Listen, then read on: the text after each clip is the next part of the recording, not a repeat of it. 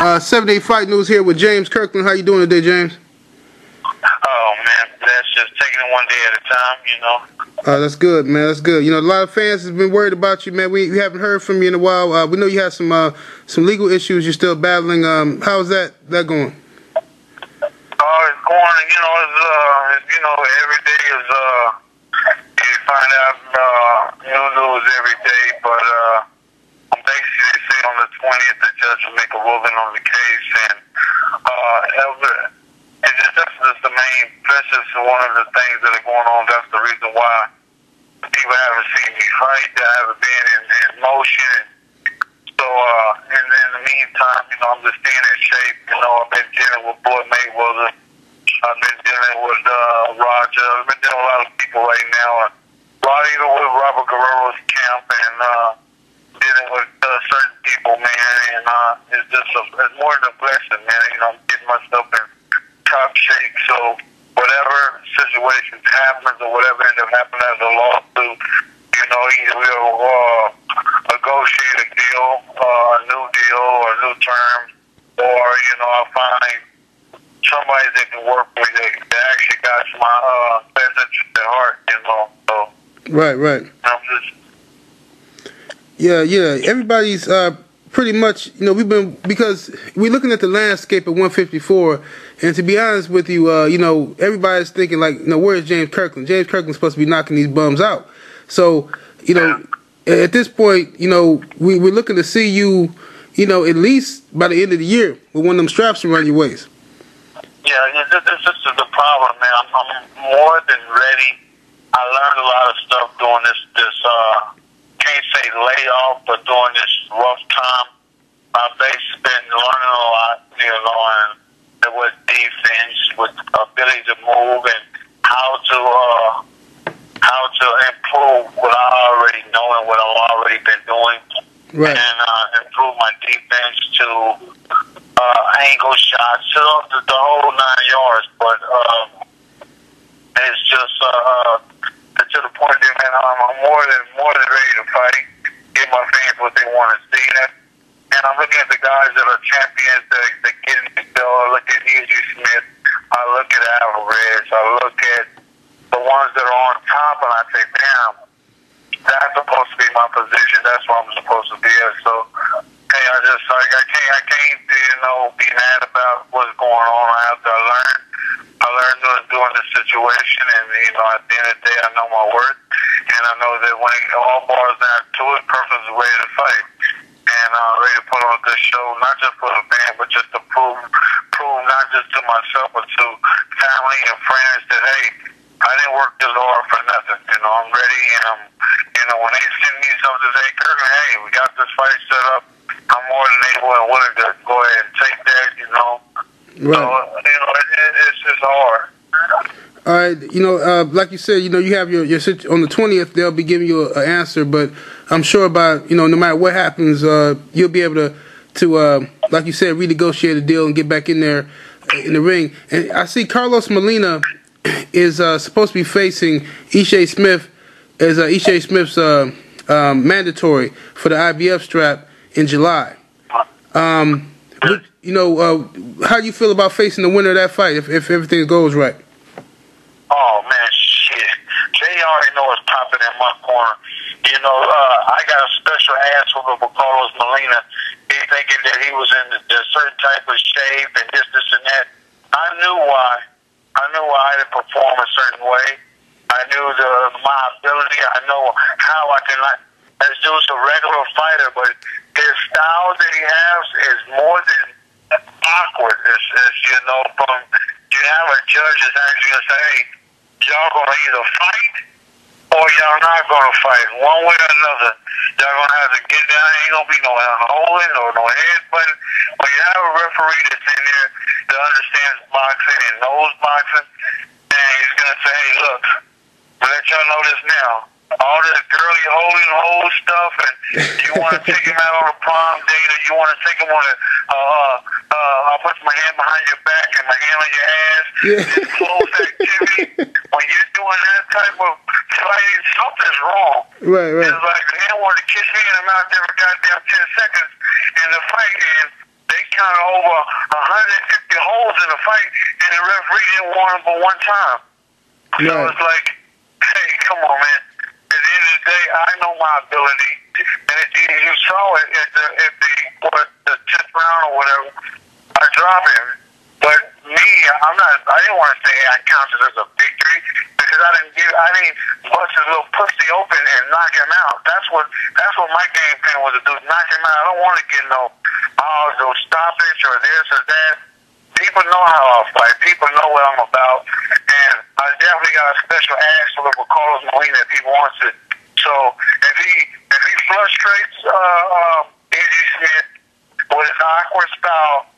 The awkward style ain't shit to me because the work is in the pudding, and I know what it's going to teach. I know what it takes to beat a Carlos Molina.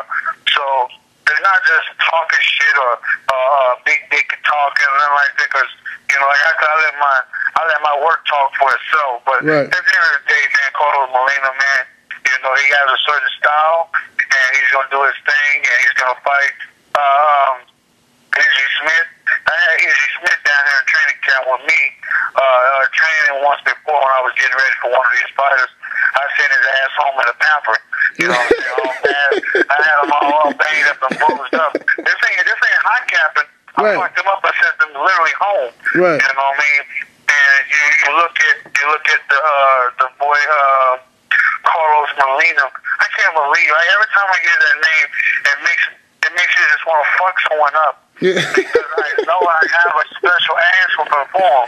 Right. And it's just like you're sitting in this position like, damn, I don't have any money, or damn, this is what's going on, damn, this is what's going on. And then you have a little dude like Carl Williams. Well, fuck Kirkland. Bitch, I'll beat you, and I'll do this and all that. I'm like, come on, so get off the game. You can't fuck with me. Not on a bad day. That was my worst. That was one of my worstest fights. Everybody go back and look at my fight. That was my worst fight. People know about the pills that I ended up taking that my corner had that said they thought that was a best thing for me. Something supposed to have been a positive reaction gave me a negative reaction, and felt like I was high as a kite. But at the end of the day, if he wants this ass whooping, and I know one thing, I'm not going to take nothing. I'm not going to take nothing that I don't know about. Right. And I give him exactly what he wants. You understand what I'm saying? Oh, I hear you, man. I hear you. So in the meantime, I'm just staying in shape, and then the work that I'm putting out now is outstanding. I can't believe it, but at the end of the day, I want to be able to show what I learned and what I didn't improve, so people can say, wow, Kirkland truly is a champion. He did done this. I hear people say here, I even went online. I never really go online and look up. Right. Who says this or who says that, you know what I'm saying? But someone said, who is James Kirkland? And it kind of tickled me because I'm like, damn, how do you not know who I am? But the rest of the whole world knows. Yeah. You know what I'm saying? You sell Girl Scout cookies and you're trying to get somebody in that field that you may know that does that, and I don't do that.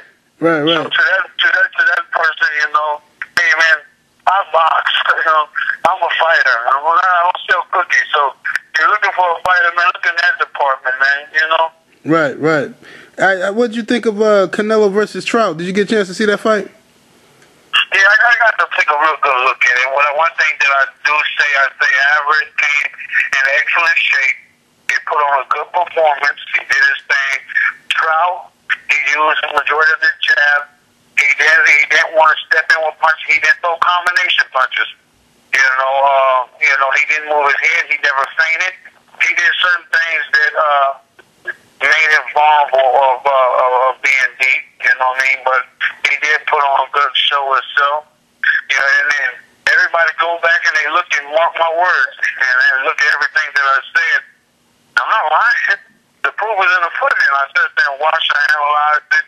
I seen the mistakes that Alvarez was doing, but of course, as you're fighting people that really is a 147 pounder, and trying to take titles at 154. He can barely make 154. So it's pretty hard for a person that's moving up and comes into the fight at 54. And at the end of the day, they end up winning 56 or 58. Right. And after weighing in 59, he comes in 172. You know, it's like, you know, it's putting a train to a Mack truck, you know, it's not the same, you know what I mean? So, right. At the end of the day, me, I'm the big boy, you know what I mean? This is real tough man combat, and it's not me just talking, this is what I do. So, I definitely would love to give Alvarez what he deserves, and that's a good ass whooping. And I knew about when he fought Sugar Shane. I went down to Sugar Shane training camp to see how he performed. He wasn't in the best of shape when he stepped out there and fight him. He was looking for a money fight. I look at almost everybody that he has fought, and the majority of the people that he's fought has been at 147. Mark my words, am I lying? He fought at 147 and moved up to fight at 154. So I mean, if he's fighting me, if he wants to fight a boy, he can fight a boy. If he wants to fight a man, this is literally a 154 pounder. I would give him what he's looking for, pain. That's right. You know, and a real good fight. But until then, I would definitely want to take my time, get back in, and maybe get one, maybe two tuna fights, maybe make sure everything is Gucci, because I know that when it comes down, I fight in sparring, so all my sparring partners are people that I used in the past. You can reference and ask some people, hey, what is it like working with Kirkland? He's no fucking joke, or he sent me home, or I don't want to speak on that because it's not it ain't good. Right. You know, they'll say things like that, but hey, at the end of the day, man, I'm no bully. I'm James Kirkland. I work hard, you know, to get where I'm at, but you know, it just holds me back because I'm looking at the people that they used to fight on my undercard, and now these people are top kahunas. They're the big fish. And I'm sitting here like, damn, why am I getting beat? Or why am I getting betrayed? Or why am I getting manipulated? Because of, I have a feeling, you have a feeling, they have a feeling on one side, they think one way, and I think another way. But at the end of the day, the law will prevail, you know? No doubt, no doubt. My voice is not big. My voice is not big enough, you know, to speak on anything. And a lot of people get a confusion that me and Golden Boy, I don't like Golden Boy. Golden Boy is this way, or Golden Boy. I love Golden Boy. The company is beautiful, good people. But at the end of the day, right is right and wrong is wrong. The purpose not getting treated with the right, I'm just not getting treated right in certain areas. But other than that, man, I've been getting treated like a star, you know. While dealing with them, I have have nothing against them. You know, it's just hard to move forward and to be able to be tuned in, but I have to do that because I have something that is destined that I have to do. And, you know, and in the meantime, I'm working hard, and I got a lot of these champions, they came down, and when I meet them, it's so big because I had gained a lot of weight during the depression and this lawsuit situation. I know when you're going to be able to fight. I'm still sending people home. And I'm a big boy. Dunkin' truck, you know what I mean? Right. But I ended up losing all the weight. I'm down to my regular walk around weight. And I'm knocking more weight off, getting in preparation so whatever happens on the 20th, I'll be lined up as soon as possible to step in the ring with anybody, you know, and show what I still have, nothing that I have lost, you know. No doubt, man. Well, we're glad to hear that, man. We're glad that you staying in shape and you still got that killer mentality, man, out there. So, you said earlier, you mentioned you was working with you went down to one of the camps with the Mayweathers. Could you elaborate on that? I basically went down there, you know, I talked with Floyd, and I seen a lot of different things that he worked on, a lot of different things, and speaking with Floyd Mayweather Sr., and we was working on certain things, and at the end of the day, the only thing it did for me was not just motivating me, it showed me that there's easier ways and there's better ways to knock weight, to lose weight, to be sharper, to be swifter, to be a better Kirkland. And I didn't just take it in one ear and out the other. I actually put it to my arsenal and my game plan for any fighter, you know. So those are veterans that are in the game that actually still know it. They're not, they say the proof is in the pudding, and Floyd is putting a prime example on that. But me, I've been dealing with them and then seeing the different activities and things that they're working on and achieving. And I say, hey man, this is super easy. It's hard, don't get me wrong, but I'm not really brand new to anything that's hard. Right. You know what I'm saying? I just always quick to take it to the next level regardless. So when they say, yeah, Floyd is doing this or this person's doing that, I said, well, shit, I know what? I'm going to give it 5, or I'm going to give it 10 more rounds than this person. Or I'm going to give it 30 more minutes, or I'm going to give it an hour more than what this person is doing. Right. Because at the end of the day, I say I want to be better than whoever it may be, you know? Right. Well, man, we're not gonna hold you up, man. But I want to thank you for your time, and you sound like you in good spirits, and you know that's gonna be good news for all your fans out there. And we'll definitely check in on you, man, after the 20th and make sure everything going good. And like I said, we'll see you back in the ring and be back where you belong, bro. I appreciate everything. All right, man. This is 78 Fight News and James Kirkland. We'll holler. All right, one.